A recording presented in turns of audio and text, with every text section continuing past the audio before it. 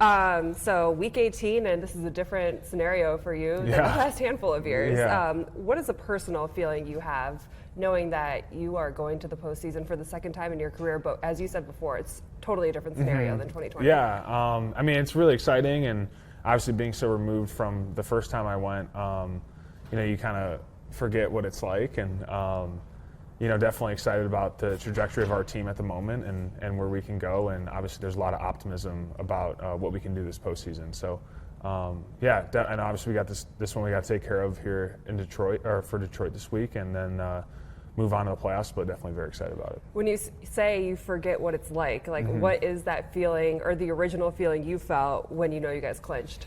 Yeah, I mean, I remember the first time we clinched, and even this time, it was a result of somebody else losing, and so you're like, okay. But I mean, this year it definitely feels like, we totally earned our way into this thing, and it's exciting. And really, when you look at, you kind of take it for granted your first year, and we went 8-8 and we made the playoffs. Sure, I'll be back again within the next year or so, and quickly you realize that it's not as easy as people make it out to be, and really all you can ask for is a chance just to be in the tournament and have a chance to compete and go win a Super Bowl, and I think that's where we're at this year. And you look at the landscape of the league, and I think that there's plenty of teams that can go win this thing, and I think we're one of them. I talked to Rome right before the Black Friday game, and he had mentioned the belief in the locker room, and the question was well, how far can belief actually take a team? And he said, to the Lombardi. Yeah. And I was kind of taken aback, and then you guys went to Philly for that game, and I was well, maybe this is a legit thing. There hasn't been belief in the locker room there has been this year in so many years. Do you feel that is a superpower that you guys have? I don't know necessarily where it came from, but you have a few things kind of come your way, and all of a sudden that belief kind of resides in the locker room, and guys continue to buy into what's been going on, and when you got everybody that's on the same page and has that type of belief, it can be a really strong thing, especially in this league.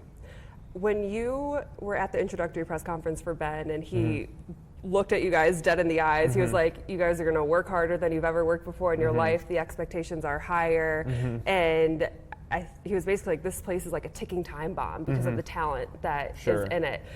Did you, in that moment, truly believe that was going to come to fruition so quickly? I don't know. You always kind of have to wait and see till you really get on the grass with stuff, and you get in the meeting rooms, and then as time progresses, I've been through coaching changes before and things like that, and everyone comes out of the gate, with a lot of energy, a lot of passion, and with the, this is how we're going to do things, and but how do you stick to it?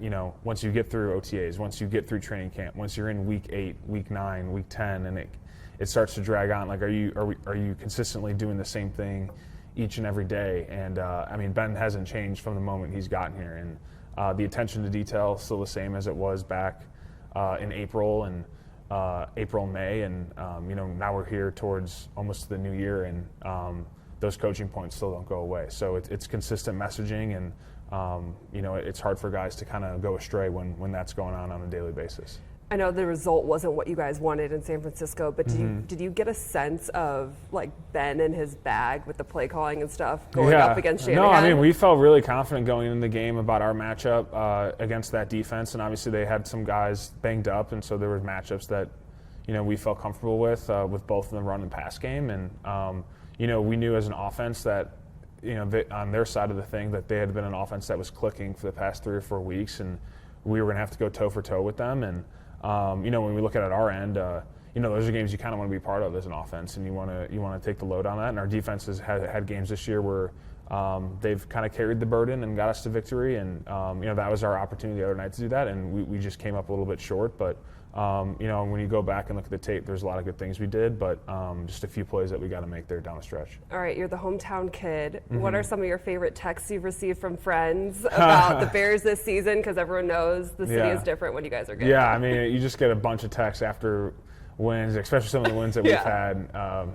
Thinking back to the Green Bay game, that was pretty wild, but people are excited, and people in the city they're vibing high right now about everything, and that's great. But I keep saying this. We also know how quickly that can change, and we have an opportunity. I think we got a good group of guys this year, and we got to keep chugging along because, this thing can abruptly end quickly, and so you can't take it for granted for what we have, and we got to continue to put that work in and get to our ultimate goal here.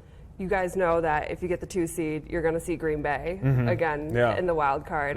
What kind of excitement does that bring to the locker room and the rivalry that people are saying is now on Chicago's side?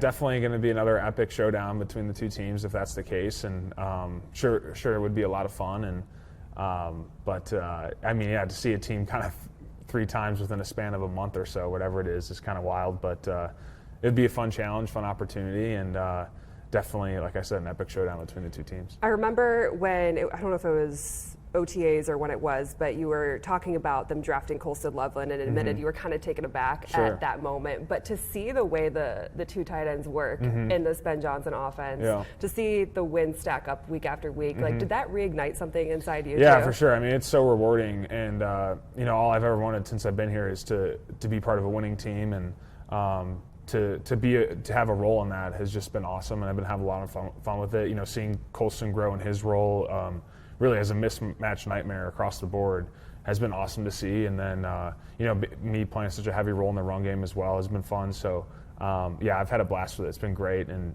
seeing Colston thrive as really from the first game up till now has been awesome to see. And it's cool to have all the tight ends involved in the offense so heavily. Is Caleb truly even keeled in the huddle when it comes to those fourth quarter drives? Yeah, he's been awesome. I just look back to where he was a year ago with his huddle etiquette and getting the play calls in and all those things, and it's a night and day difference. And I'm sure he feels like he still has room to grow there. But you talk about a year 2 jump in that regard, and that's things that people in the public don't get to see, but I get to feel in the huddle, and he's been awesome in those scenarios, and you can definitely tell he's built for those type of moments, and he's at his best when his best is required. I've never seen an atmosphere like Soldier Field 2 weeks ago against Green Bay. You said you were going to take it in if you had a moment. Did you do it? I did, yeah. I thought the fans were a little crazy to begin.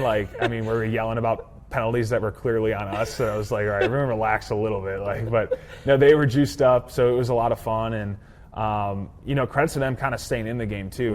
Green Bay, I thought, did a good job throughout the course of that game, kind of taking control of the crowd at times, but our crowd stayed in it. And then, when things flipped, you could definitely hear them for sure. So it was a lot of fun. I'm sure your years, you view them in seasons a little bit, but we are rounding out 2025. So what will you remember this year as? Oh, man. Really just the camaraderie in the locker room. I think about this is such a great group of guys, and unfortunately, after every year, sure there's guys there's holdovers every year and guys that stay, but this group won't be together next year. That's the fact of the matter, and that's just how things are between coaching staff, players. Whether guys get other opportunities elsewhere, free agency, all those things, and just really soaking in the time that we have with this group of guys because it's a special group, and we've created a lot of great friendships throughout the locker room.